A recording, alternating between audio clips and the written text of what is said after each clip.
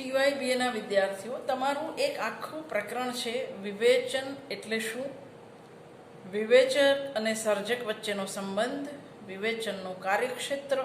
આ બધા મેં ગયા વર્ષે વિડીયો મૂકેલા જ છે. તમારા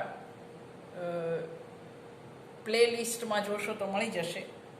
વિવેચનના વિવિધ અભિગમો.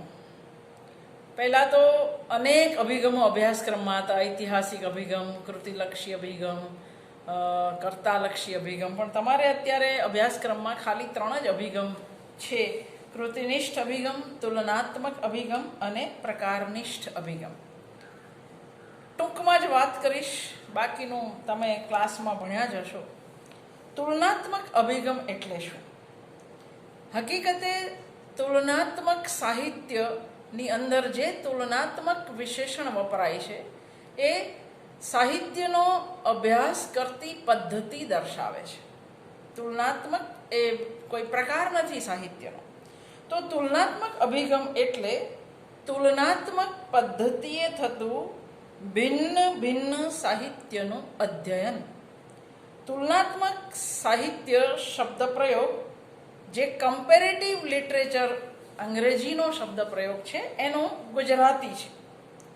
તો કોઈ પણ 2 કૃતિ, કોઈ 2 ભાષાની કૃતિ, કોઈ 2 દેશની કૃતિ, કોઈ 2 લેખકની સરખામણી કરો, કોઈ 2 વિષય વસ્તુની સરખામણી કરો ત્યારે તમે તુલના કરો છો. એટલે હકીકતે સાહિત્યનો અભ્યાસ કરવાની પદ્ધતિ, સાહિત્યનો જુદા જુદા સાહિત્યનો અભ્યાસ કરવાની, સરખામણી કરીને અભ્યાસ કરવાની પદ્ધતિને તુલનાત્મક પદ્ધતિ કહે છે. એટલે તુલનાત્મક અભિગમ એટલે તુલનાત્મક પદ્ધતિએ થતો અભ્યાસ. પરદેશમાં વધારે હતો, આપણે ત્યાં નહોતો એવું નહીં કહી શકાય, કારણ કે તુલના કર્યા વગર ન તો સાહિત્યનો ઇતિહાસ લખી શકાય છે, ન વિવેચન શક્ય બને છે. એટલે કોઈને કોઈ રૂપે આપણે પણ હંમેશા તુલના તો કરતા જ. સાહિત્યની પૂર્વે જે તુલનાત્મક સંજ્ઞા વિશેષણ રૂપે મુકાય છે એ સાહિત્યનો કોઈ ગુણ કે લક્ષણ નથી નિર્દેશ કરતી, પણ સાહિત્યનો અભ્યાસ કરવાની પદ્ધતિ એવો નિર્દેશ કરે છે. એટલે એ સાહિત્યનો અભ્યાસ કરવાની પદ્ધતિ સાહિત્યનો કોઈ પ્રકાર નિર્દેશતું નથી. જેમ ઐતિહાસિક નવલકથા એટલે ઇતિહાસ એ ત્યાં આગળ અર્થ છે, તુલનાત્મક એ વિશેષણનો એવો કોઈ અર્થ નથી. એનાથી સાહિત્યનો પ્રકાર નથી સૂચવાતો, પણ સાહિત્યનો અભ્યાસ કરવાની એક તુલનાત્મક પદ્ધતિ સૂચવાય છે. સાહિત્યમાં તુલના વગર કશું શક્ય બને નહીં. ન વિવેચન, ન સાહિત્યનો ઇતિહાસ. કોઈ પણ કવિ અથવા લેખક વિશેની મારી અને તમારી સમજ હંમેશા અન્ય સાપેક્ષ જ હોય છે. આપણે જ્યારે એવું કહીએ કે ઉષ્ણસ અને જયંત પાઠકમાં એકમાં પ્રકૃતિ અને બીજામાં અતીત રાગ, તો જ્યારે તમે બેઉની સરખામણી કરો છો ત્યારે તમે તુલના કરો છો. રાજેન્દ્ર શાહ અને પ્રહલાદ પારેખ બેઉ પ્રકૃતિ કવિ, કળા ખાતર કળામાં માનતા હોય એવા સૌંદર્ય અનુરાગી ધારાના કવિ. તમે બેઉને બાજુમાં મૂકો છો અને બેઉના કોઈક સરખા અંશ અથવા જુદા અંશની સરખામણી કરો છો, તુલના કરો છો. એટલે સાહિત્યનો ઇતિહાસ કે વિવેચન તુલના વગર શક્ય નથી. જે તે પ્રદેશના સાહિત્યને દેશના સીમાડા ઓળંગી અન્ય દેશના સાહિત્ય સાથે સરખાવીને પણ અભ્યાસ થાય, અથવા સાહિત્ય કૃતિને અન્ય વિદ્યા શાખાઓ સાથે સરખાવીને પણ અભ્યાસ થાય. એટલે તુલનાત્મક અભિગમની અંદર આમ ઘણા બધા અભિગમ છે એના પેટા પ્રકારમાં, પણ મૂળ 2 અભિગમ, ફ્રેન્ચ અભિગમ, ફ્રેન્ચ સ્કૂલ, અને અમેરિકન અભિગમ એટલે અમેરિકન સ્કૂલ. ફ્રેન્ચ અભિગમની અંદર તુલનાત્મક અભિગમના જ આ 2 નાના ફાંટા છે. એની અંદર તમે સાહિત્ય કૃતિનો તુલના સાહિત્ય કૃતિ સાથે કરો છો. રાજેન્દ્ર શાહની કવિતા અને પ્રહલાદ પારેખની કવિતા, અથવા તો માનવીની ભવાઈ પન્નાલાલ પટેલની અને ફણીશ્વરનાથ રેણુની મહિલા આંચલ. તો તમે કૃતિની સરખામણી કરી, પણ ઘણી બધી વાર તમારે કૃતિ અને અન્ય વિદ્યાશાખા, સરોજ પાઠકની નાઇટમેર અને મનોવિજ્ઞાન, તો તમે અન્ય વિદ્યાશાખા પાસે, એ અમેરિકન અભિગમ છે. મુનશીની નવલકથા અને ગુજરાતનો ઇતિહાસ તો એ અમેરિકન અભિગમ છે. મન્નુ ભંડારીની મહાભોજ અને ભારતનું રાજકારણ તો એ અમેરિકન અભિગમ છે. તમે કરો છો તુલના જ, પણ એ તુલનાથી તમે એક કૃતિને વધારે સારી રીતે સમજવાની કોશિશ કરો છો. તો આ તુલનાત્મક અભિગમની તમારી વાત. કૃતિનિષ્ઠ અભિગમ. આમ તો સાહિત્ય કૃતિ કેવી રીતે આપણે સમજીએ છીએ? સર્જક, કૃતિ અને ભાવક. સર્જકથી શરૂ થાય અને ભાવકના ભાવન સાથે કૃતિની સર્જન પ્રક્રિયા પૂરી થાય. ક્યારેક એ ભાવક કેન્દ્રી થઈ જાય છે, ક્યારેક એ કર્તા કેન્દ્રી થઈ જાય છે અને ક્યારેક એ કૃતિ કેન્દ્રી થાય છે. તો જ્યારે એ કૃતિ કેન્દ્રી થયો ત્યારે એને કૃતિનિષ્ઠ અભિગમ કહેવામાં આવે છે. ન સર્જક મહત્વનો છે, ન ભાવક મહત્વનો છે. કર્તાલક્ષી અભિગમ કર્તાની સર્જકનો વાત કરશે. ભાવકલક્ષી ભાવક કેન્દ્રીય અભિગમ છે એ માત્ર ભાવકનું, જ્યાં સુધી ભાવક નથી, કૃતિનું ભાવન નથી થતું ત્યાં સુધી એ કૃતિ બનતી નથી એવું કહેશે. કૃતિનિષ્ઠ અભિગમ એવું કહેશે કે ન તો સર્જકે આપણને કશું શીખવાડવાનું છે, ન ભાવકે કશું શીખવાનું છે. મૂળભૂત રીતે જ્યાં સુધી કૃતિ નથી બનતી ત્યાં સુધી એનું કોઈ મહત્વ નથી.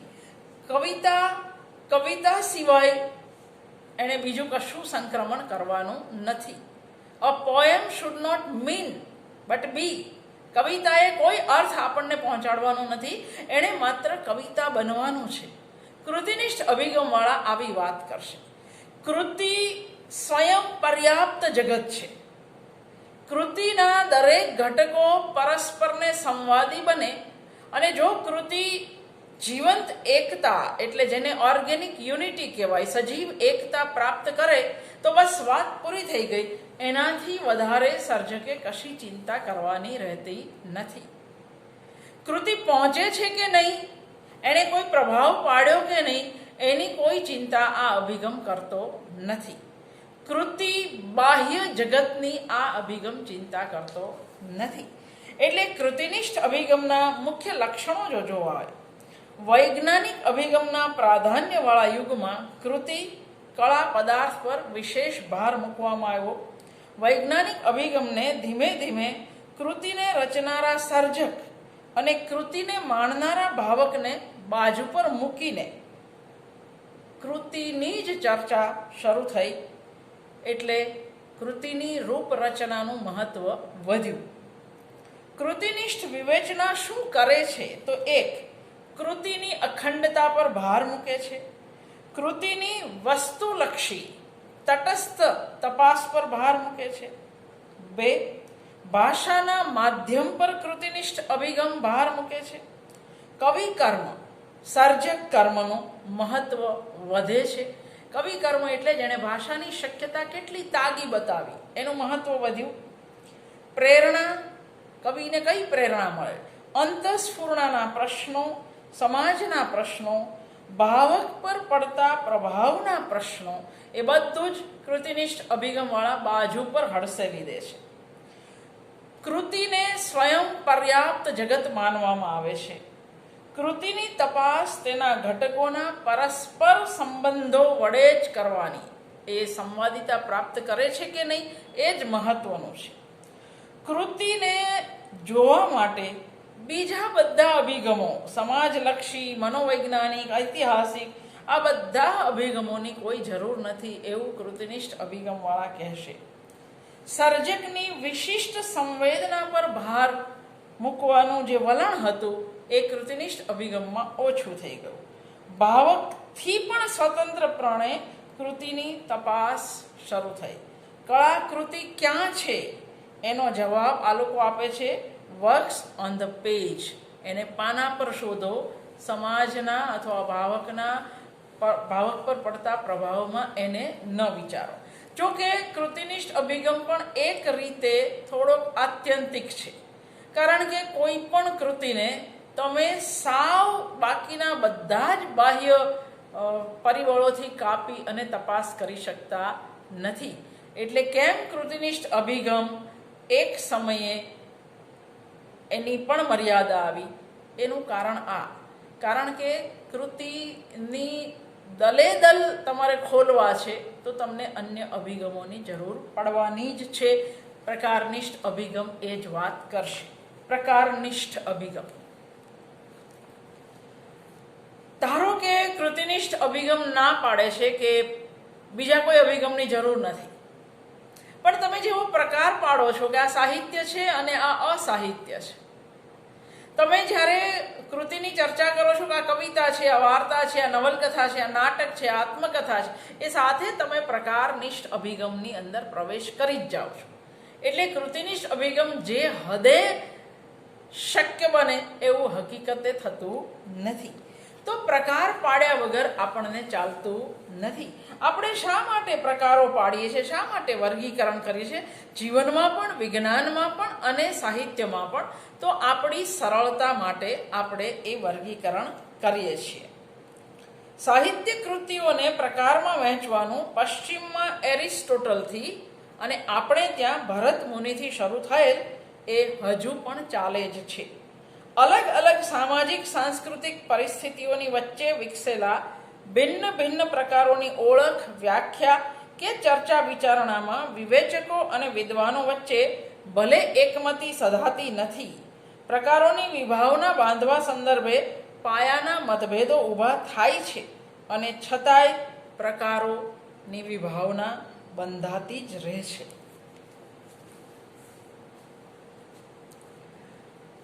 એટલે કૃતિનિષ્ઠ અભિગમવાળા જો એવું કહેતા હોય કે કૃતિ જો કળાકૃતિ બનતી હોય તો બહુ થઈ ગયું, એ આ પ્રકારની છે કે તે પ્રકારની, એનું બહુ મહત્વ નથી, એ હકીકતે બહુ ચાલતું નથી. કારણ કે એ કહ્યા પછી પણ આજે હું અને તમે બધા પ્રકાર પાડીને જ એના લક્ષણો સુધી પહોંચીએ છીએ. પ્રકારનિષ્ઠ અભિગમ અથવા પ્રકારનિષ્ઠ વિવેચનના વ્યાપક ધોરણે બે ભાગ પાડવામાં આવે છે. એક વર્ણનાત્મક, જે દ્રષ્ટાંતો સર્જન સામે છે તેના આધારે પ્રકારોની વિભાવના બંધાય. દાખલા તરીકે આપણે ત્યાં ખંડકાવ્યનો જે પ્રકાર આવ્યો, તો પહેલાં અનેક ખંડકાવ્ય આવ્યા ને એના આધારે આપણે એના લક્ષણો બાંધ્યા, તો વર્ણનાત્મક. અને બીજું આદેશાત્મક, કે પહેલાં લક્ષણો બંધાઈ ગયા ને હવે એના આધારે પ્રકાર. તો મોટે ભાગે કયું સફળ રહે? વર્ણનાત્મક જે છે એ સફળ રહે. કારણ કે તમે એકવાર આદેશાત્મક એટલે આટલું આટલું આટલું હોય તો એને નવલકથા કહેવાય, આટલું આટલું આટલું હોય તો એને ખંડકાવ્ય કહેવાય. આ તો પેલી રેસીપી જેવું થઈ ગયું કે આ નાખીને પછી ઉપર કોપરું અને કોથમીર નાખો એટલે ખમણ બને, એવું થઈ ગયું. અને જ્યારે જ્યારે વિવેચન આદેશાત્મક પ્રકારો તરફ જાય ત્યારે ત્યારે હંમેશા એક બંધિયારપણું આવે, હંમેશા એ અટકી જાય. દાખલા તરીકે એરિસ્ટોટલે જે ટ્રેજડીની વ્યાખ્યા બાંધી એ સોફોક્લિસના જુદી જુદી ટ્રેજડી, એની સામે એસ્કિલસની સોફોક્લિસની ટ્રેજડી હતી, એના આધારે બાંધી. પણ પછી ટ્રેજડી એટલે આ, તો પરિણામે ટ્રેજડીનું સ્વરૂપ ખતમ થતું ગયું. છેક શેક્સપિયર આવે ત્યારે ટ્રેજડી ફરી રિવાઇવ થાય. આપણે ત્યાં પણ જુઓ કે કાંતના ખંડકાવ્યોને આધારે ખંડકાવ્યના લક્ષણો બાંધ્યા તો શું થયું? પછીથી ધીરે ધીરે કરતા ખંડકાવ્ય સમીકરણ જેવા થતા ગયા. એટલે વર્ણનાત્મક પ્રકાર અભિગમ એ વધારે આદર્શ છે આદેશાત્મકની જગ્યાએ. કારણ કે આદેશાત્મકની અંદર પ્રકાર જડ બંધિયાર પ્રકારો થતા જાય. એટલે એક આપણને પ્રશ્ન થાય કે આપણે ત્યાં જે વિવિધ પ્રકારો છે એમાં કોઈ ફેરફાર થાય કે ફિક્સ જ રહે?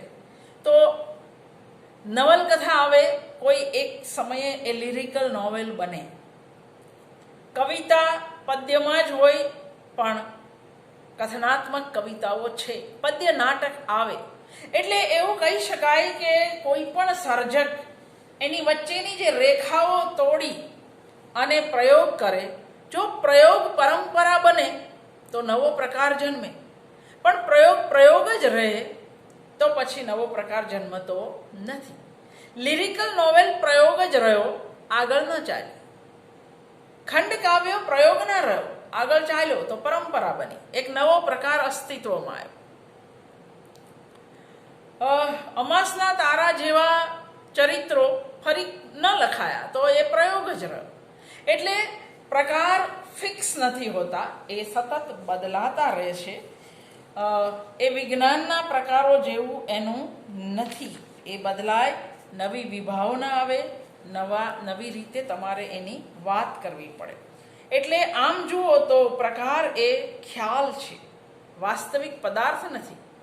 નવલકથા એટલે તમે કંઈ એને પકડી ના શકો, એ એક વિભાવ છે, એક ખ્યાલ છે. પ્રકાર વિભાજન સાચું હોય છે, એના કરતાં વધારે તો એ ઉપયોગી હોય છે. એક વાત ધ્યાનમાં રહે, પ્રકાર પોતે કળા નથી. કલાનું ધોરણ પ્રકાર ન બની શકે, કારણ કે દરેક પ્રકારે અંતે તો કળા તરફ જ જવાનું છે. પ્રકારના લક્ષણોને જડ રીતે વળગી કૃતિ પાસે જઈએ તો કૃતિને પામી શકાય નહીં. કૃતિના બહિરંગની તપાસ કરતાં કરતાં છેલ્લે તો આપણે અંતરંગ સુધી જ પહોંચવાનું છે. એટલે માત્ર બાહ્ય લક્ષણો શું છે એની અંદર રહી જવાનું નથી. આપણે એવું કહી શકીએ કે પ્રકારવાદ એક એવો વ્યવસ્થા સ્થાપક સિદ્ધાંત છે જે વિવેચન કે મૂલ્યાંકન તાકતા કોઈ પણ સાહિત્યિક અધ્યયનમાં એની અનિવાર્ય એવી જરૂર છે. કોઈ એવું કહે કે અમારે પ્રકારો પાડવા જ નથી તો એ શક્ય નથી. તમે જેવું સાહિત્ય અને લલિત સાહિત્ય અને લલિત ઈતર સાહિત્ય એવું કહો છો, એ સાથે જ તમે પ્રકાર તો પાડો છો. પ્રકાર નહીં પાડવાથી એક અરાજકતા ઊભી થાય. આપણને જો અરાજકતામાંથી બચવું હોય, સાહિત્યની અંદર એક વ્યવસ્થા તરફ જવું હોય, તો પ્રકાર પાડ્યા વગર કૃતિનિષ્ઠ વિવેચકોનો પણ છૂટકો નથી.